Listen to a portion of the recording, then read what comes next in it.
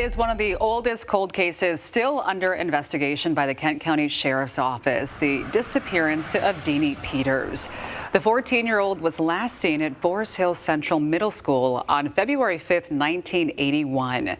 She was there for her younger brother's wrestling practice and told her mother she had to go to the bathroom and never came back. Well, tonight at 7:30, in partnership with the Sheriff's Office, Fox 17, taking a bird's eye view of this investigation, walking through all the evidence and Deanie's last known steps for the first time. So joining us, of course, discussing their coverage 45 years to the day that Deanie was last seen. Got Josh Berry and Sam Landstra. Guys, we're so happy to have you. Yeah. You've put a lot of work into this series and this special every year around this time. Questions still remain, and you guys actually talked to a couple of really important people in this investigation. Tell us a little bit about that. Yeah, I mean, first off, it's been months of hard work, not just us, but at the station and people behind the scenes working with the Sheriff's Office. And the Kent County Sheriff's Office and Fox 17 in partnership, really working to hopefully shake loose some answers and maybe some tips out there from people who might know something. Yeah, 45 years is an incredibly long time for a case to remain unsolved, especially a missing persons case.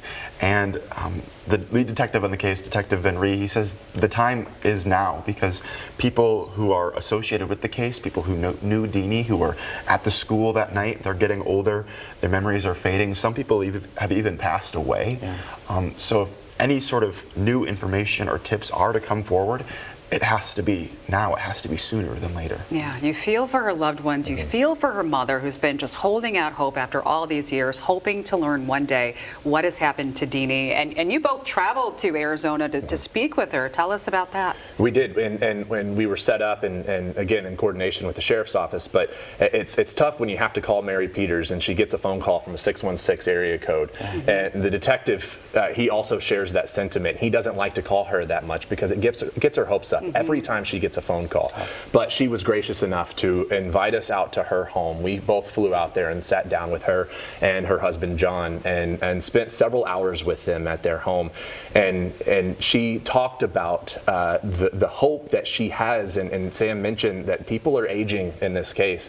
She wants to know what happened before she dies. And she said that in our interview with her.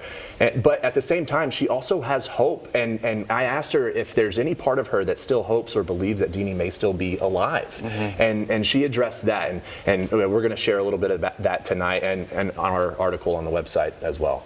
Yeah, I mean, there's been so much speculation over the years, so much evidence, so much re-looking at that evidence, re-interviews. Well, what surprised you guys, when you were looking into this case, 45 years since her disappearance? What was something that surprised you? Yeah, I think a note on the speculation. I mean, you have 4.5 decades to come up with different theories and explanations as to why she disappeared or who might have wished harm upon her.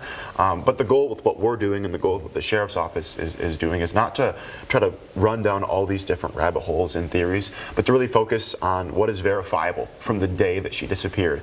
Who saw her, where people saw her, and when, and using those facts, those hard pieces of evidence to try to get more people to share more evidence, because it's been 45 years, and so far, none of those theories have resulted in an arrest or a body being found. And I think one thing that needs to be made clear is we both know that so many people out there have been invested in this case for so long, and they have these theories. We're already seeing it in messages on social media and into the newsroom of people saying, what about this? And what about this name and this person and their involvement? I think this happened. We know that those theories are out there, but the detective made clear that each of those theories have essentially been refuted through his investigation. And so the important thing now, as Sam said, the verifiable who, what, when, where of that night. And so we lay out a timeline. Sam did a lot of work laying out a map of Deanie's path through the school, because for decades it was believed that when Deanie left the high school gym where she was there for her younger brother's wrestling practice with her mom, she spoke to her mom, they were watching an aerobics class. She said she had to go to the bathroom and she walked out of those gym doors. For decades it was believed that that was the last time anybody saw her. And when we talked to her mom, she was still under that belief.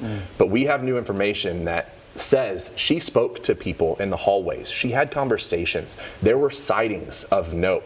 And the sheriff's office really wants to showcase everything. He pulled out boxes of evidence for us and laid out everything in hopes that some of these little pieces of information and some people's memories of that night will maybe encourage somebody else out there to say, hey, I remember something about that night as well. I was there. And maybe this little piece of information can help. Yeah, might seem insignificant, but it could be very significant to finally getting some closure in this case and getting people talking once again about this case 45 years later. Thank you both for all your hard work reporting. We cannot wait to see this special. Again, airing tonight at 7:30. Where is Deanie? You can watch that right here on Fox 17.